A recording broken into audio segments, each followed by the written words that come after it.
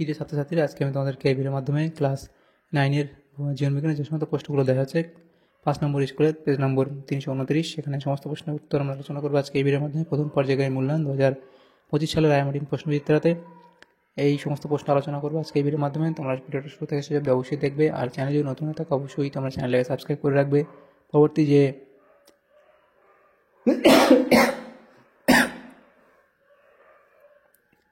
স্কুলগুলো আছে সেগুলোর প্রশ্নোত্তর পাওয়ার জন্য এবং এর আগের যে স্কুলগুলো ছিল সেগুলোর প্রশ্নোত্তর আমরা আলোচনা করে দিয়েছি, প্লেলিস্ট থেকে সেগুলো পেয়ে যাবে। অবশ্যই সেই প্রশ্নোত্তরগুলো দেখে নেবে এবং এই প্রশ্নোত্তর পিডিএফ তোমরা পরবর্তীতে আমাদের টেলিগ্রাম চ্যানেল থেকে পেয়ে যাবে।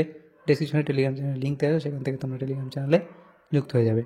5 নম্বর স্কুল থেকে প্রথম যে প্রশ্নগুলো আছে বিভাগ ক এর মধ্যে, এখানে 7 এমসিকিউতে এই প্রশ্ন দেওয়া আছে। একের দাগে বলা আছে সঠিক উত্তরটি নির্বাচন করো।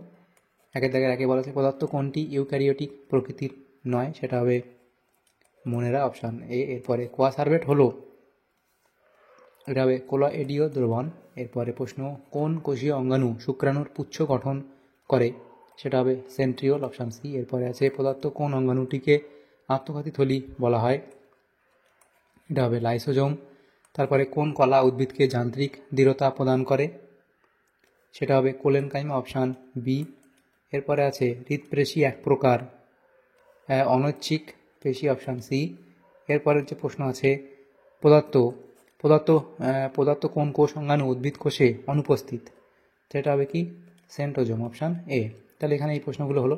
এরপর বিভাগ ক্ষয়ের মধ্যে যে সমস্ত প্রশ্নগুলো আছে দেখো, 2 দাগের প্রশ্ন একটি বাক্যে, 2 দাগের প্রশ্নে বলা আছে প্রথম একটি বাক্যে উত্তর দাও, যে কোনো 3টি। 2.1 দাগের প্রশ্ন যে কোষের মস্তিষ্ক কাকে বলে, তাহলে কোষের মস্তিষ্ক কাকে বলে লিখবে কি নিউক্লিয়াসকে। তাহলে কোষের মস্তিষ্ক বলা হয় নিউক্লিয়াসকে। এরপরে প্রশ্ন কোন কলা অস্থির সঙ্গে পেশিকে যুক্ত রাখে, তাহলে সেটা হবে টেন্ডন নামক সংযোজক কলা।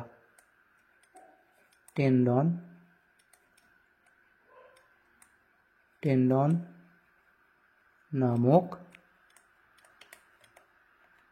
সংযোজক কলা।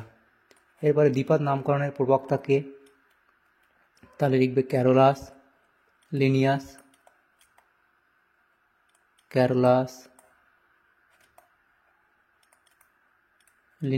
এরপরে প্রশ্ন ICBN এর সম্পূর্ণ নাম লেখো, তাহলে লিখবে ইন্টারন্যাশনাল কোড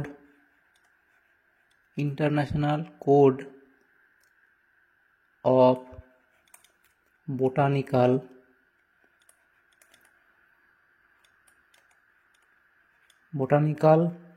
নোমেনক্লেচার।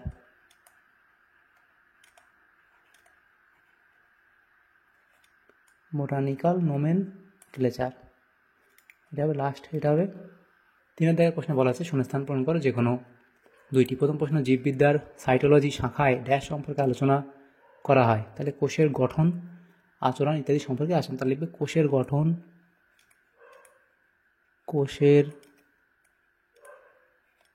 গঠন সম্পর্কে আলোচনা করা হয় বা কোষের আচরণ সম্পর্কে আলোচনা করা হয়। প্লাটিহেলমিনথিস পর্বের প্রাণী রেচন অঙ্গ হলো ফ্লেম কোষ, তাহলে এটা হবে কি ফ্লেম কোষ। তারপরে একটি পলিস্যাকারাইডের উদাহরণ হলো কি সেলুলোজ। এরপরে প্রশ্ন 4 দাগে ঠিক ভুল নির্ণয় করো। প্রথম প্রশ্ন বাদুড় একটি স্তন্যপায়ী প্রাণী, এটা ঠিক বলা হয়েছে। নেক্সট প্রশ্ন প্যারেনকাইমা কলার কোষগুলি সজীব হয়, এটাও ঠিক বলা হয়েছে। 5 দাগের প্রশ্ন এ স্তম্ভের সঙ্গে বি স্তম্ভের সম্পর্ক স্থাপন করো। এদিকে স্তম্ভ বি স্তম্ভ দেখা হয়েছে, তো এটা বলা হচ্ছে দেখো পেপটাইড বন্ড, সেটা তোমাদের মিলবে প্রোটিনের সাথে অপশান ডি। এরপরে স্কারভি, সেটা মিলবে সি এর সাথে ভিটামিন সি। তারপরে ম্যাঙ্গানিজ, সেটা মিলবে বি মাইক্রো এলিমেন্ট। এরপরে আছে 4 চিংড়ি, সেটা মিলবে এ সন্ধিপদী প্রাণী, এটার সাথে মিলবে। এভাবে মিলিয়ে নেবে স্তম্ভ বি স্তম্ভ। তারপর বিভাগ গ এর মধ্যে যেগুলো আছে দেখো নিম্নলিখিত প্রশ্নগুলি সংক্ষিপ্ত উত্তর দাও, সেগুলো। তারপর 7 দাগের প্রশ্ন বিভাগ ঘ, এগুলো নেক্সট পেজে আলোচনা করব। তো প্রথম ডিএনএ এবং আরএনএ এর মধ্যে যে কোনো দুটি পার্থক্য লেখো, তাহলে গঠন, নিউক্লিয়াইডের সংখ্যা, শর্করা, পিরিমিড ইনডেক্স, কাজ ইত্যাদির উপরে পার্থক্য লেখা আছে। এখানে দেখো 5টা, তোমরা যে কোনো দুটো পার্থক্য লিখে দেবে। এরপরে প্রশ্ন, রাইবোজোমকে কোষের প্রোটিন ফ্যাক্টরি বলা হয়, প্রোটিন ফ্যাক্টরি বলে ব্যাখ্যা করো, তাহলে তোমরা এই অবধি ব্যাখ্যা করবে। এরপরে প্রশ্ন দেখো, পেরিকার্ডিয়াম কাকে বলে, এর কাজ কী, তাহলে এটা লেখার দরকার নেই। পেরিকার্ডিয়াম কাকে বলে তোমরা লিখবে, আর এর কাজ তোমরা লিখবে হৃৎপিণ্ডকে সুরক্ষা দেওয়া, হৃৎপিণ্ডের অবস্থান ঠিক রাখা বা সঠিক জায়গায় অবস্থানটা ঠিক করে রাখা, এগুলো লিখবে। এরপরে প্রশ্ন, যে মানুষের ডিম্বাশয়ের দুটি কাজ লেখো, তাহলে ডিম্বাশয়ের কাজ অন্তঃক্ষরা কাজ এবং বহিঃক্ষরা কাজ। তাহলে দেখো এরপরে যেটা বলা হয়েছে, কর্ডাটার দুটি প্রধান বৈশিষ্ট্য লেখো যা অকর্ডাটার ক্ষেত্রে অনুপস্থিত। তাহলে কর্ডাটা পর্বের বৈশিষ্ট্যসমূহ লিখবে, নটোকর্ড এবং নার্ভ কর্ড, গলবিলীয়, ফুলকা ছিদ্র, পায়ু পশ্চাৎলেজ ইত্যাদি পয়েন্টগুলো করবে।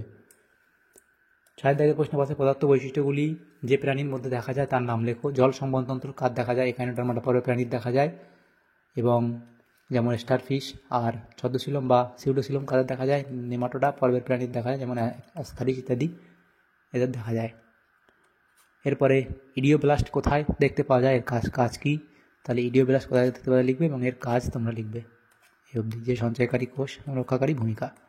এরপরে প্রোটোবায়ন্ট কাকে বলে, উদাহরণ দাও, কাকে বলে লিখবে প্রোটোবায়ন্ট এবং উদাহরণ তোমরা দেবে। 7 দাগের প্রশ্ন, যে প্রথম প্রশ্ন বলা আছে অ্যানেলিডা ও আর্থ্রোপোডা পর্বের 3টি করে বৈশিষ্ট্য লেখো এবং প্রতিটি পর্বের একটি করে উদাহরণ দাও। তাহলে পর্ব অ্যানেলিডা, তার এখানে যে বৈশিষ্ট্যগুলো আছে সেটা লিখবে, তার একটি করে উদাহরণ দিতে বলেছে, দুটো উদাহরণ দেওয়া আছে, তোমরা একটি উদাহরণ লিখলে হবে। এবং এরপরে আর্থ্রোপোডা পর্ব, তার যে বৈশিষ্ট্য সেটা তোমরা এতগুলো বৈশিষ্ট্য লেখাতে লিখবে এবং দুটো উদাহরণ দেওয়া আছে, একটা উদাহরণ লিখলে হবে। 3টি করে বৈশিষ্ট্য, এখানে 4-5টা করে বৈশিষ্ট্য দেওয়া হয়েছে, তোমরা 3টে বৈশিষ্ট্য লিখতে বলেছে এবং একটা করে উদাহরণ লিখতে বলেছে, দুটো করে উদাহরণ দেওয়া আছে, তোমরা লিখে নেবে। এরপরে প্রশ্ন অথবা দিয়ে প্রশ্ন ছিল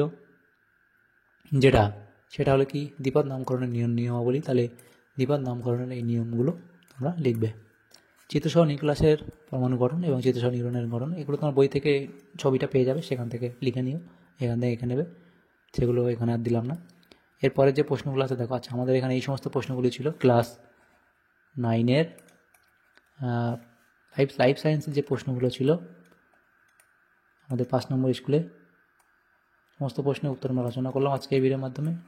তোমাদের যদি সমতম উপকার আসে থাকে ভিডিওটা অবশ্যই একটা লাইক করবে, বেশি বেশি করে বন্ধুদের সাথে শেয়ার করবে, আর পরবর্তী যে স্কুলগুলো আছে সেগুলোর প্রশ্নোত্তর পাওয়ার জন্য অবশ্যই তোমরা আমাদের চ্যানেলকে সাবস্ক্রাইব করে রাখবে।